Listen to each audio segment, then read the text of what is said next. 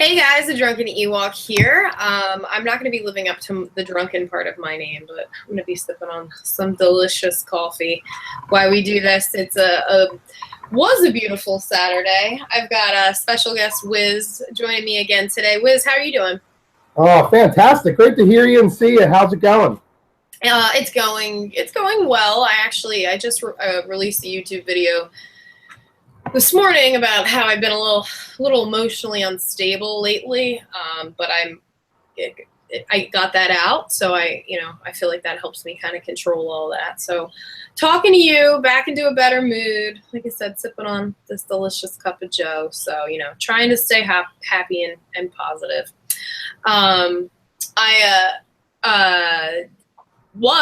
It was a beautiful morning. It was a crystal clear sky out here, and it's now crappy and cloud covered in one white thick blanket. So, how's rainy West Coast?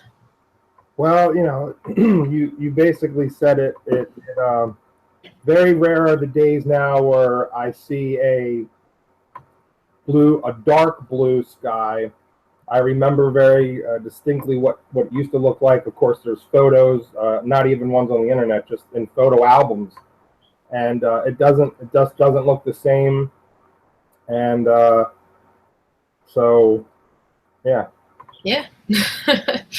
I just I know we had a couple topics that we wanted to kind of chat about before you head off on your journey, and we don't get to talk for a little while, so I thought I'd make that little introduction because I'm sure chemtrails and cloud seeding and all that good stuff is something that we probably wanted to hit on.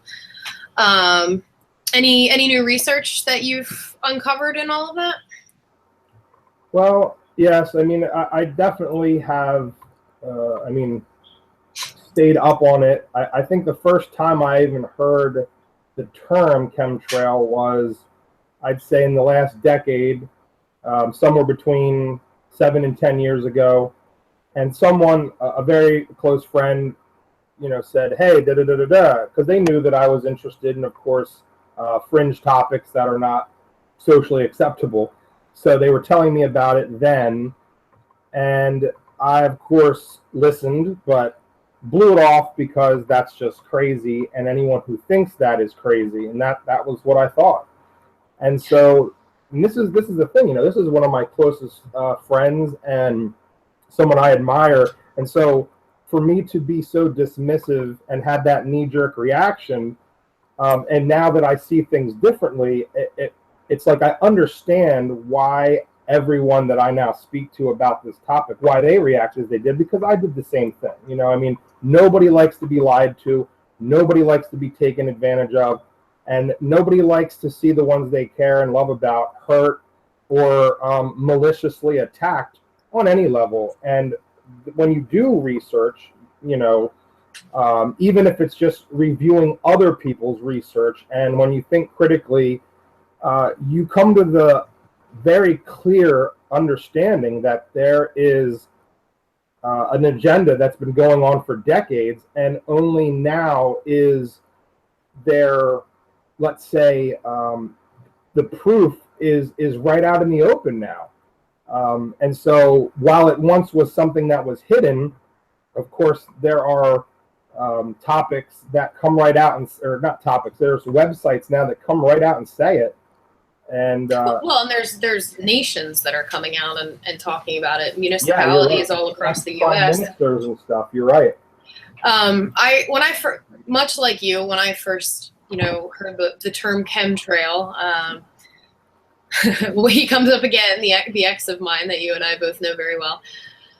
He was going down that conspiracy rabbit hole, and while I always had a problem with weather modification in general, I don't like the idea of spraying any sort of anything into our atmosphere, let alone heavy metals.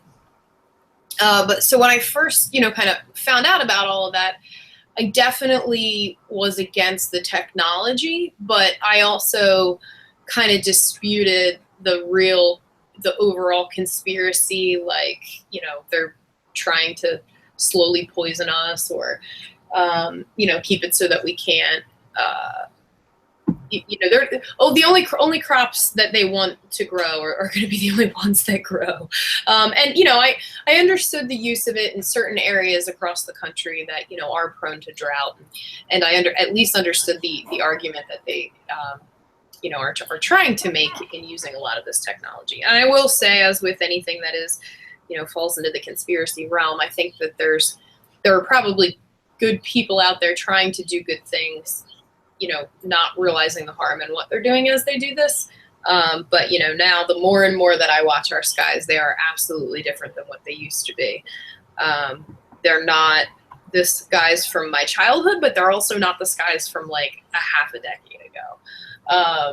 No, you're right about that. I mean, go ahead. No, I was just saying it's been a slow enough progression that it took a few years before I was willing to be like, shit, like it really is happening. It really is this bad.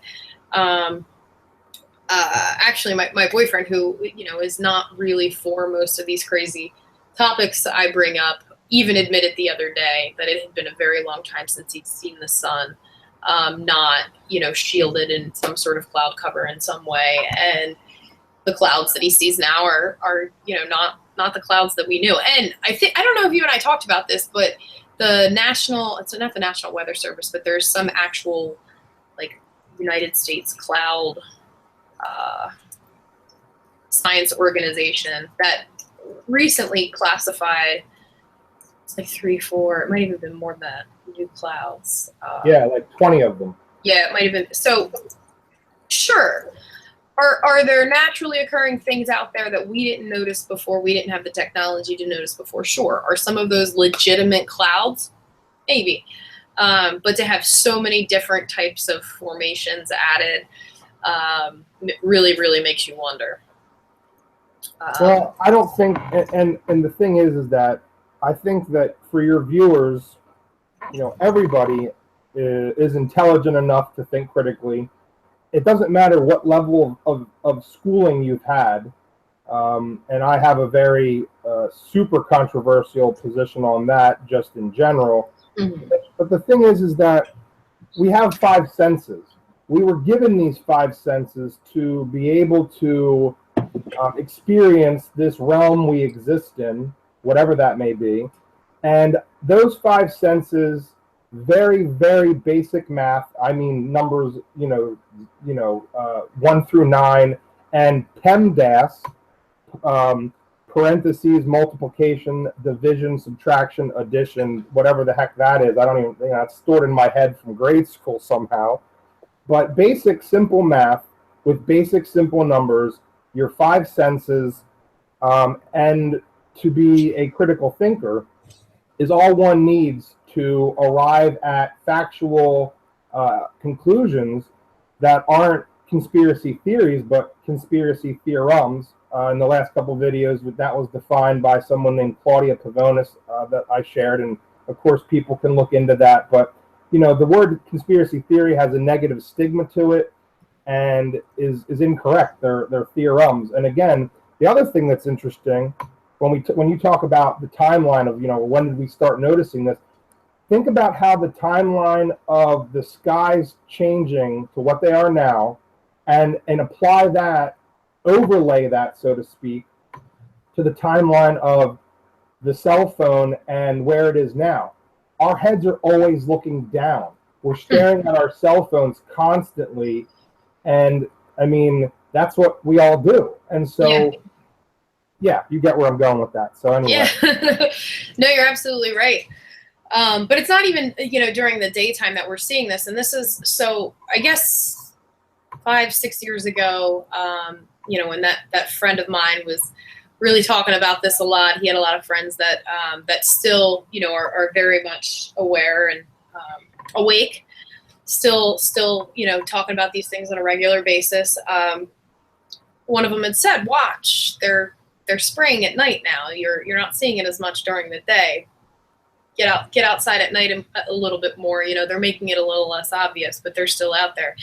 And I made a point of it to do that, and they were out there, and you can actually see the spraying at night even easier than you can during the day, and it's immediate. The way that it, I don't want to say dissipates because, you know, contrails dissipate in a way that they spread completely out. You no longer see them.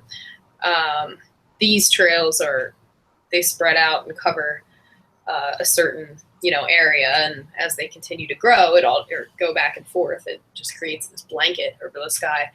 So they've even been doing it at night, and that was another thing that my boyfriend, you know, said. We don't even get a chance to look at the stars anymore, and it was already hard enough living in the city.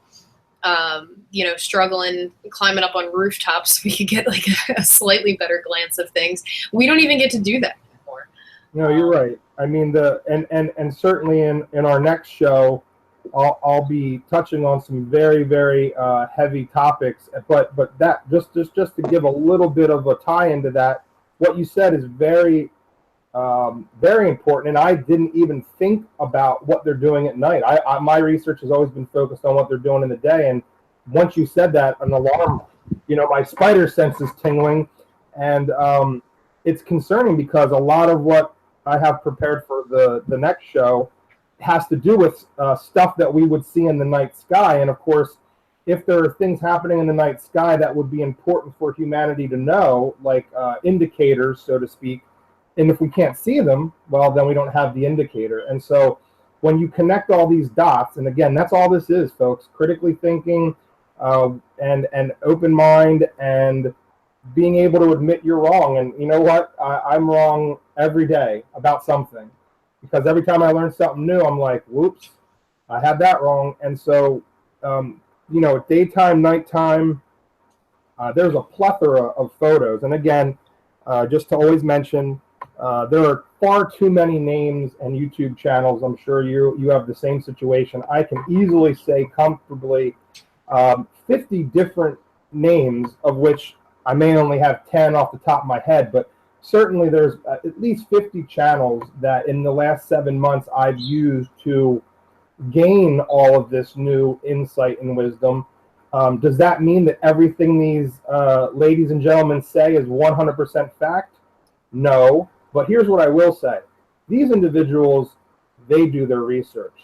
Before they make their videos, they've looked into something, in some cases 2 years before they even say it. And on top of that, they back everything up with hard evidence and give the viewer an opportunity to, you know, piggyback and find out, well, what was their source? Why are they saying what they're saying? So again, I like to always mention everything that I say and share, only 1% of it is my own understanding. Everything else comes from, wonderful women and men who have really done the work, and I just basically look into what they say, and then I think critically about it. Sometimes you check the sources, where they get their info, but more often than not, a drunken Ewok, I will say that I find things that are very, very scary to me, because again, when you understand that this is real and what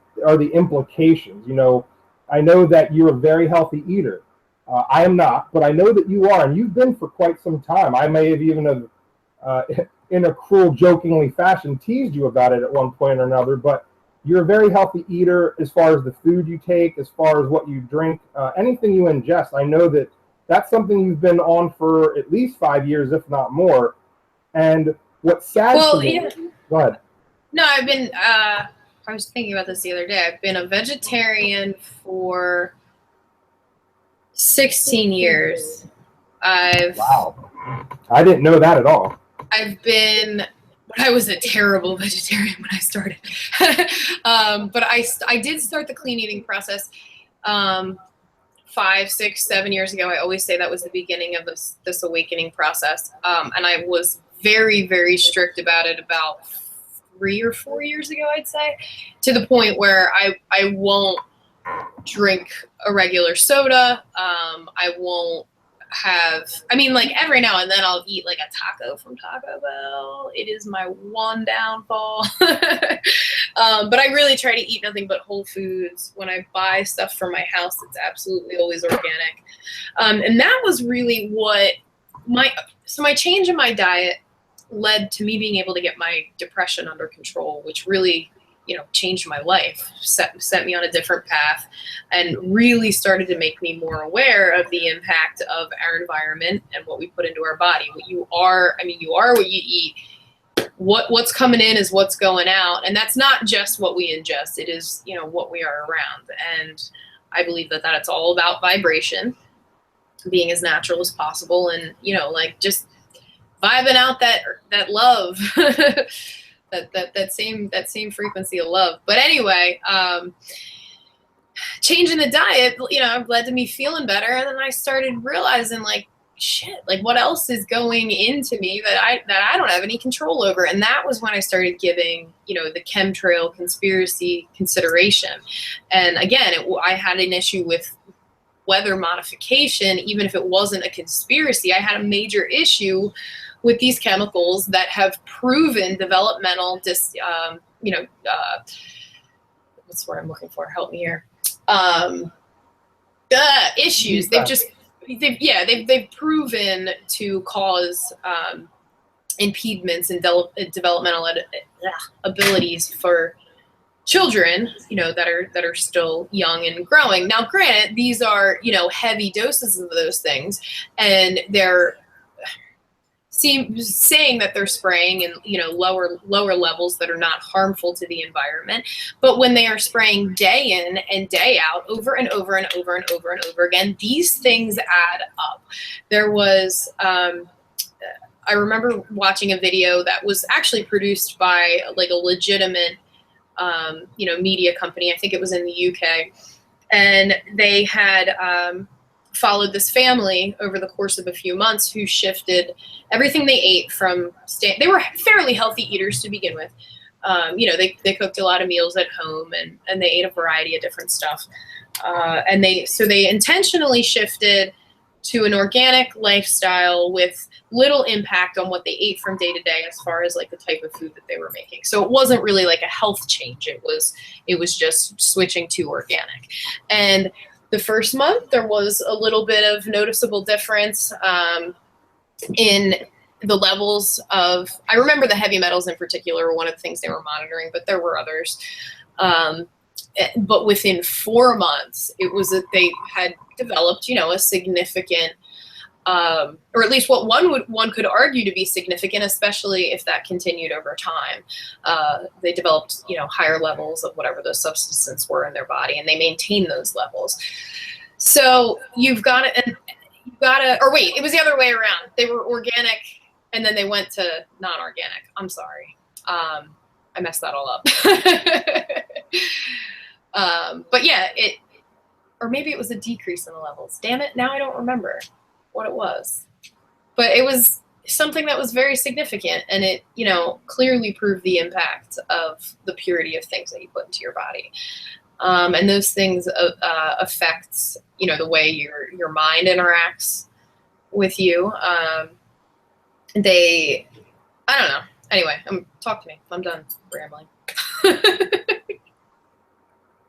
Well, no, one of the things you mentioned in the last 5 minutes is you said something about depression, and you said, I believe you used the exact words were my depression. And here's what I have to say in defense of you and all humanity.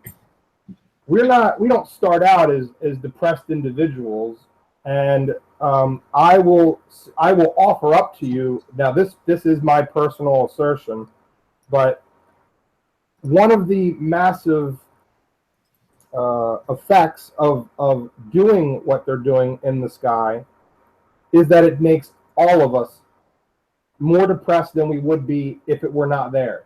And that is absolutely one of the goals that they have in doing it. And so if we're depressed, then you are seeking medicine to undepress yourself. And whether that is big pharma or it is holistic, you still end up paying your hard-earned money to fix this thing that you think it's your fault. Like, oh, it's my fault, I'm depressed because I had a bad breakup, or someone died in my family, or things didn't go my way. When I'm saying that, sure, those things happen, but I am suggesting that breathing in, ingesting, and eating barium, strontium, and aluminum, and lithium that concoction that we ingest constantly for several decades, and this is now proven, that will have an effect on the human psyche. And this part will sound as it sounds, but they have altered our DNA. They have altered this entire realm we live in. The term, in a lot of the dystopian television shows that I love to watch over the years, like Defiance, which was a sci-fi show, or Terra Nova on Fox, which had a run. But the whole point is terraforming. This place that we call our planet Earth has indeed been terraformed. What for? Why? What's the agenda? Well, we'll touch those things, but overall, we're living in a situation that is unlike any other time before it, except for that's just it. This stuff all did happen before, and that is exactly why it's being done again. And so, just a few weeks ago, I think it was April 15th. Yes, April 15th. There was a Skype Live that I watched on Ground Zero that's hosted by Clyde Lewis, and he had a guest on there named Mr. Landman. And Mr. Landman is a young man who definitely did his due diligence in his research, and he brought up things like, just too much to even mention, but suffice to say that when you look into his research and other things, you're going to look at some of the things he mentioned that I confirmed. A barium patent by the U.S. to spray strontium, aluminum, 1974, 1975 powder particles, something called nanodust. 1991, the ionosphere is plasma generator. 2009, Monsanto, aluminum tolerant seeds. And just a second here, I'll let you jump in because I know you know a lot about that and have some feelings on that. But what I'll say about that is, let's just think for a second, folks.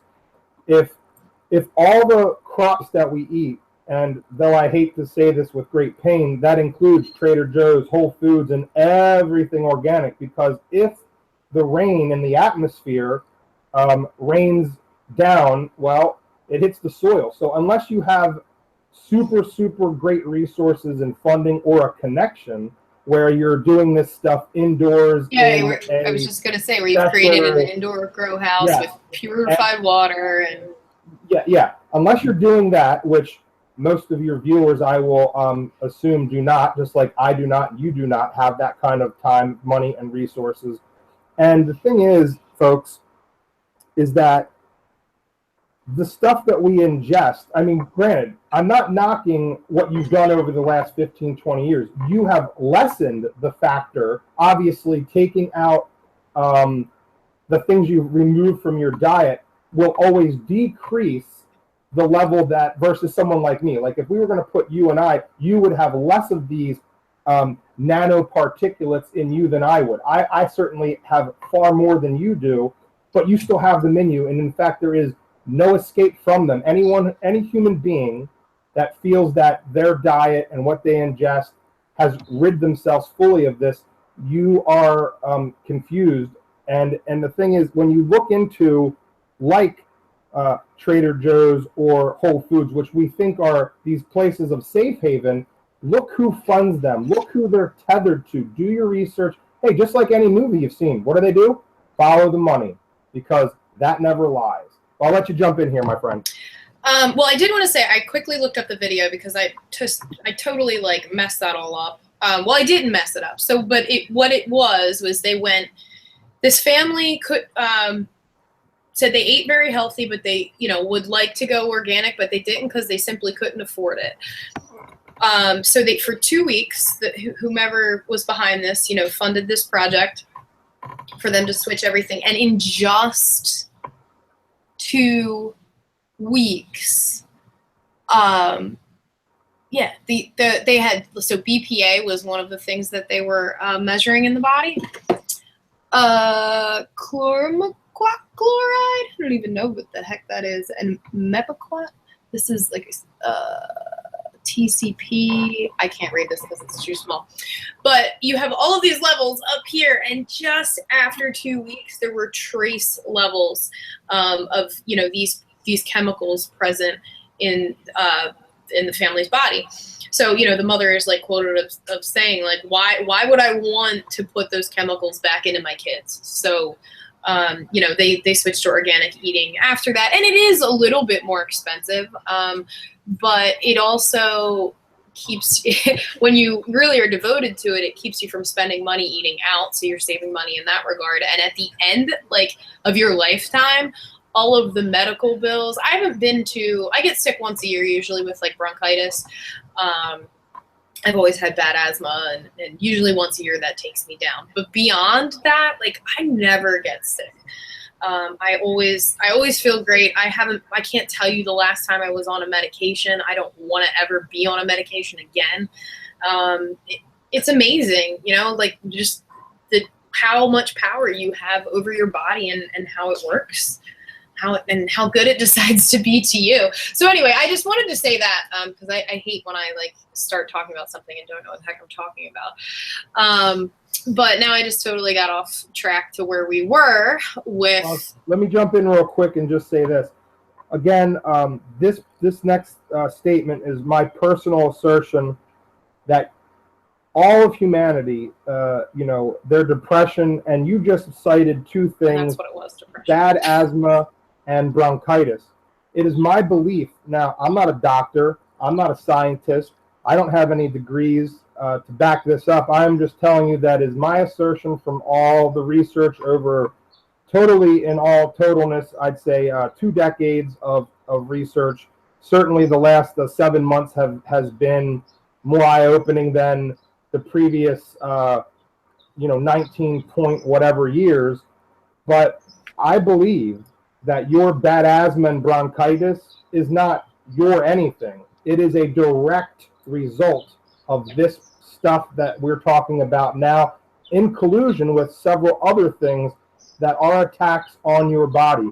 And it is my assertion also, personal belief, that our bodies, it's a temple, and our temple, that was, a blessing, a gift of something much more, fantastic than I can even put into words, which we'll touch on in another episode. But basically, I don't think that your asthma and your bronchitis has anything to do with any genetic marker. I think that it has to do with the fact that you are completely and wholly infused with nanoparticulates that are inside of you. And sure, you have done a wonderful job at decreasing them, but it does not matter at this point.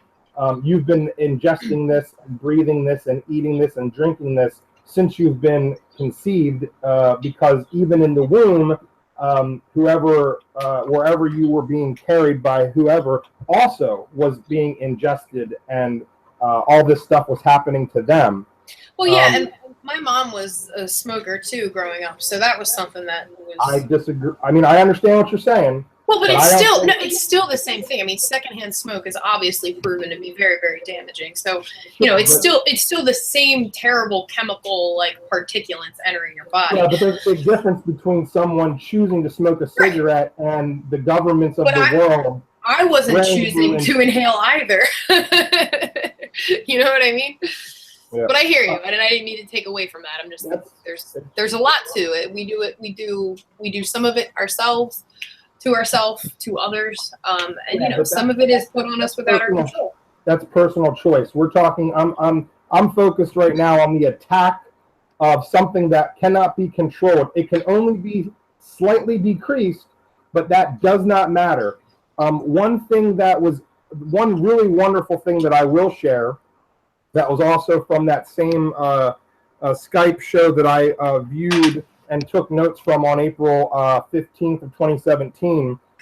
2 things I'll leave with from that is Dr. Martin Luther King, a man that I always loved and admired. Of course, usually all the good people, they're the ones that seem to just, die for some reason beforehand, whether they whether it's claimed that it was a heart attack or something else. But, you know, you look at Dr. Martin Luther King, you look at John F. Kennedy, JFK, 7 days before he was assassinated, he basically came out and said, hey, I know there's these crazy secret societies that run everything, including my office, and I don't like it, and I'm going to get to the bottom of it. And then 7 days later, he's dead.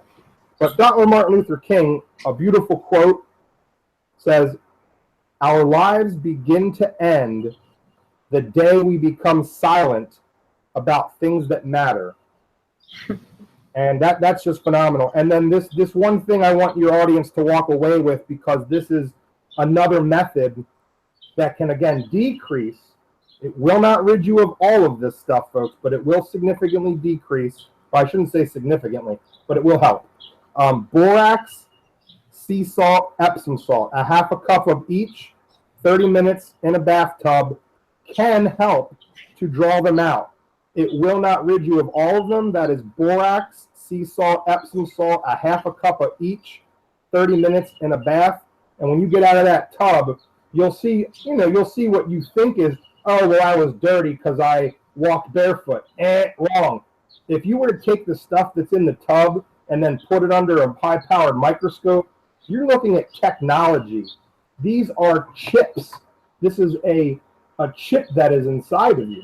And it's like, wait, what did he say? There's a chip that's inside of us? There is machines inside of us? Yes, folks, there is. If what you think he's talking about, like, just sounds insane, it sounds like something out of a science fiction movie, you don't understand it. When you start to look into these things, you realize that there are patents all over the place, and Kraft is a perfect example of someone or of a company that used them.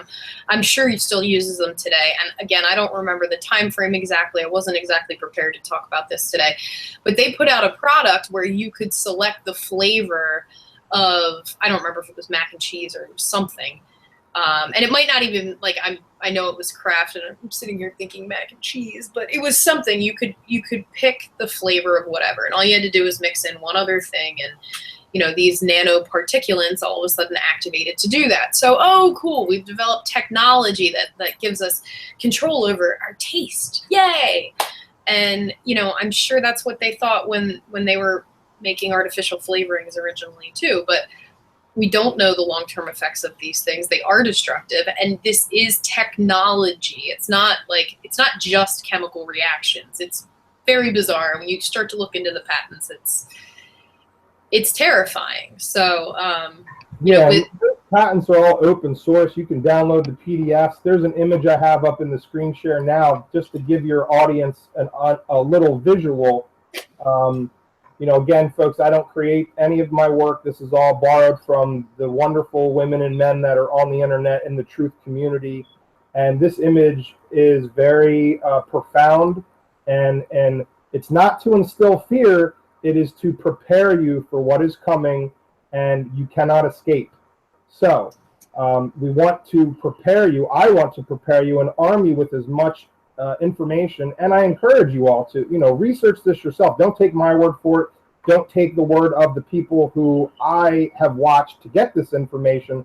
It's just I'm under the assumption that it's like, well, while you may be a fan, friend, or stumbling upon a Drunken Ewok site, maybe you never saw any of these 50 other YouTube channels that I have viewed to get this information. So this is more of a pivot to say, hey, look into this stuff.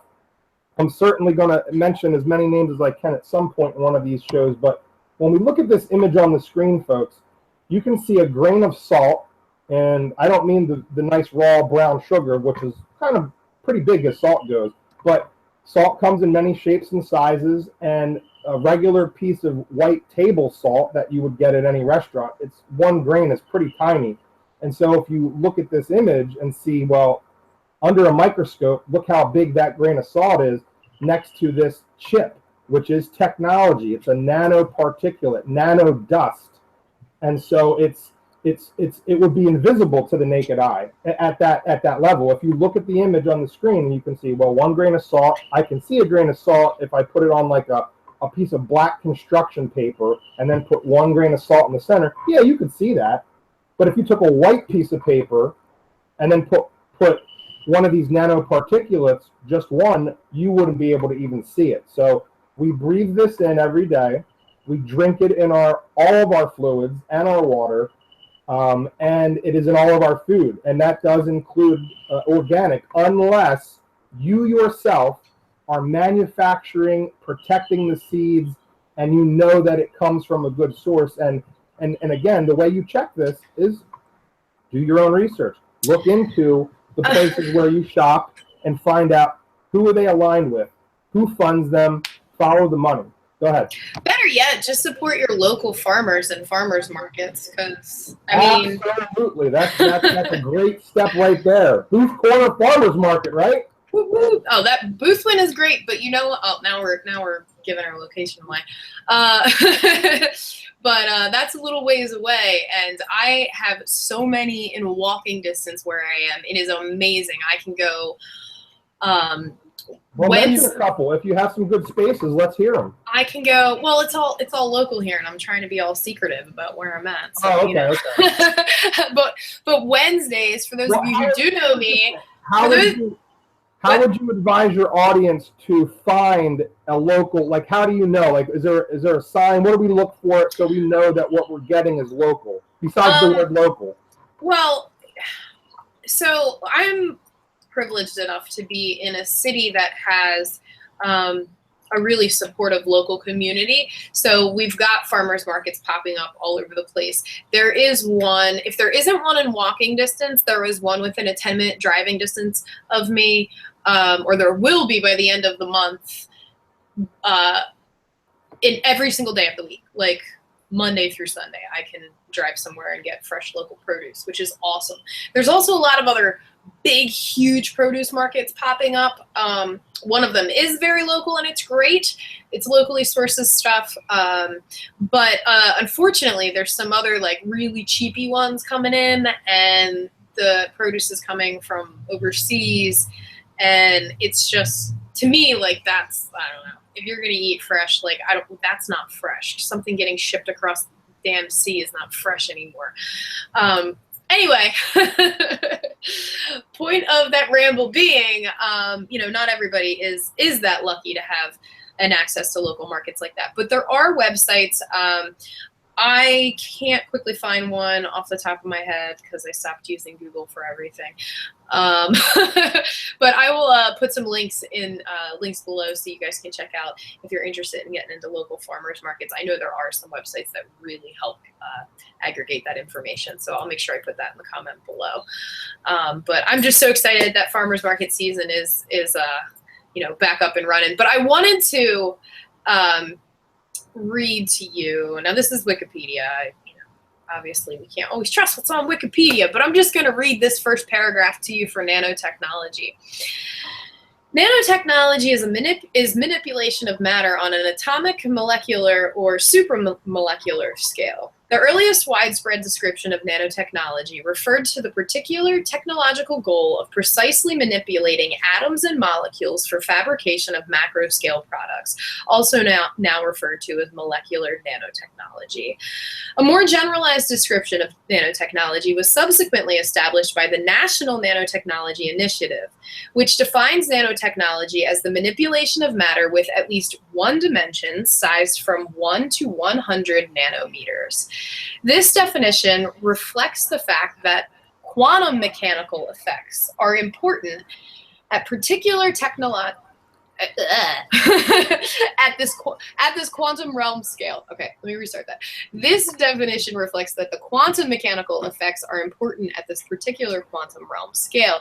And so the definition shifted from a particular technological goal to a research category inclusive of all types of research and technologies that deal with the special properties of matter which occur below the given size threshold.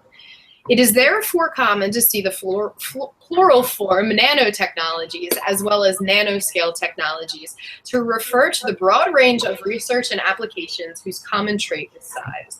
Because of the variety of potential applications, including industrial and military, governments have invested billions of dollars in nanotechnology research. Until 2012, through its National Nanotechnology Initiative, the USA has invested $3.7 billion. The European Union has invested $1.2 billion, and Japan $750 million. First paragraph on nanotechnology in Wikipedia. That is all. Anything, Wiz? Anything on that? No, that's great. That's good because again, like, you know, the thing is that have to remember, you know, and sometimes I forget this, is that you have such a vast audience here of wonderful friends, family, and, you know, people that you may not even know that, you know, some people are coming at this and they know all about chemtrails. So, but then there's other people that have never heard the term before. They don't understand maybe that, you know, yeah, sure. When you look up and there's an airplane or a jet, it makes, it's, you know, what we would, you know, normally you look at it looks like smoke. And then we're told, well, no, that's not smoke, it's condensation. And of course, water vapor, condensation, would dissipate within 2 to 3 minutes. So if it doesn't dissipate within 2 to 3 minutes, well, it's not condensation, it's not water vapor. So then what is it? That's what a, you know, a chemtrail, chemical, that's what it is. And just a couple images to show your audience of the why behind all of this. Well, first let's look at this one. So let's look at these images together, folks. Well, we're all in the same boat. So whether we're just the pawn or we're the elite at the top, doesn't matter. You know, think about this, folks. Regardless of any negative things you can say about Michael Jackson, he did wear a face mask nearly every day after a certain period of time. Did he know something? I don't know. Maybe he did. Here's an image to give you the why. Like, why would they do this? Why would the enemy, why would they, you know, make us ingest all of this harmful stuff? Well, the Hegelian dialectic answers that question quite simply. That's the system they use.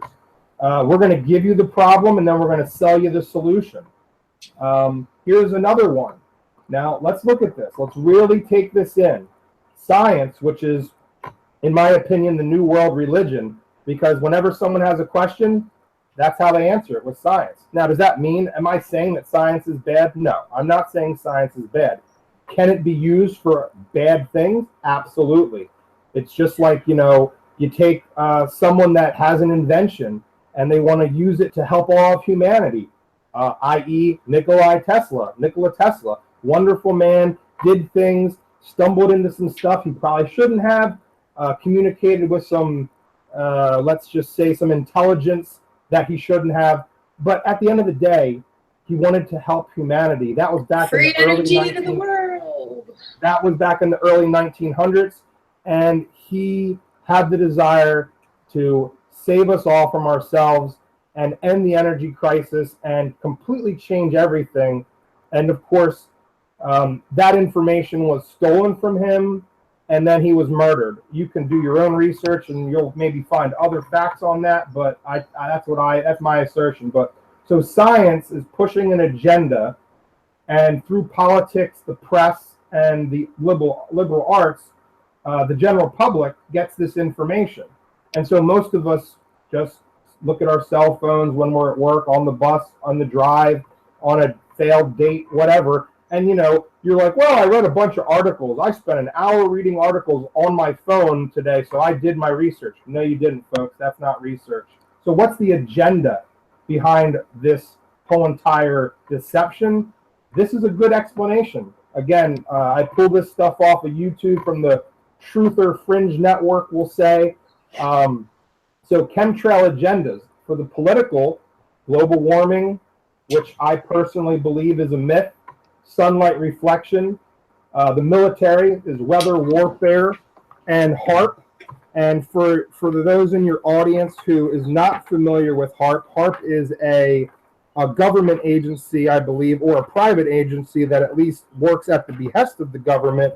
And HAARP, of course, like many things in that world, is in what we call an acronym That stands for High Frequency Active Auroral Research. Again, High Frequency Active Auroral Research.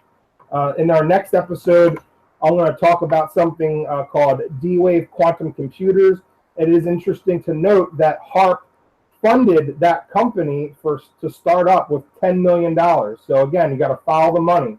So well, and that's why I thought it was kind of funny that I said that I stumbled on that one sentence in the nanotechnology paragraph that says this definition reflects the fact that the quantum mechanical effects are important at this quantum realm scale. And absolutely, quantum mechanics. Go ahead. Quantum is just the key to all of this. Yes. So yes. And you're right when you say like not all science is bad, but this science is changing a lot of what we have established to be fact out in the scientific community, and yet our mainstream community continues to ignore these things, and we know why. But I want to bring that up in a way to get our viewers who might not understand that this is all being controlled and we are being led in the wrong direction. And if you can continue to be part of the sheeple, then eventually you will be fully working for them and no longer for yourself in any way, shape, or form. That's correct. We'll be touching on that in our next episode. And to finish up these other couple slides here, I really want everybody to really focus on what's on the screen. Chemical agendas. So under the financial heading, we have food control and Monsanto. And of everything, the most important, which will be yet another radio show separate from this one when we delve into spiritual and what that implications are. And that, folks, is the most important. And the chemical agenda and what it attacks on the spiritual realm is something called transhumanism, which is ever present in today's world, and fibers and blood. And of course, our blood is our DNA. Computer software by the most elaborate and most complex and most fantastic, glorious computer programmer of them all, the creator of the universe. Now, the next still that we're going to look at, this is one of the fantastic people whom I admire and look up to, and a lot of the information that I've gathered over the course of time comes from ODD, now called ODD Reality. It used to be ODD TV until they turned his YouTube channel off because he was telling the truth too much. But here's a document. He's back. I think he's back now. Yeah, that's what I said. I'm sorry. ODD Reality, that's what he is now. But I got you. Sorry. So it was ODD TV, now it's ODD Reality. And this image here is a PDF file. I've downloaded and read the whole thing. It's fantastic. But the only thing that really is of note, because I'm not expecting your audience to read the whole PDF, the language in most of these technical PDFs, as we'll look at in CERN and D-Wave in our next chat, we'll prove that further. But let's just look at this front cover. And so it says here, future, that means it hasn't happened yet, strategic issues / future warfare, circa 2025. So right there, we read that, and that tells us, okay, so by 2025, we hope to achieve this, that, and the other. Okay, so that's what that first few words says. Now, directly underneath that, in a much larger font, it says, the future is now. So again, yes, I'm borrowing this from other people's, their videos, but it's poignant enough to restate that if the future is now, well, then they're saying that whatever they're talking about in this document about what we hope to achieve by 2025, we've already done it.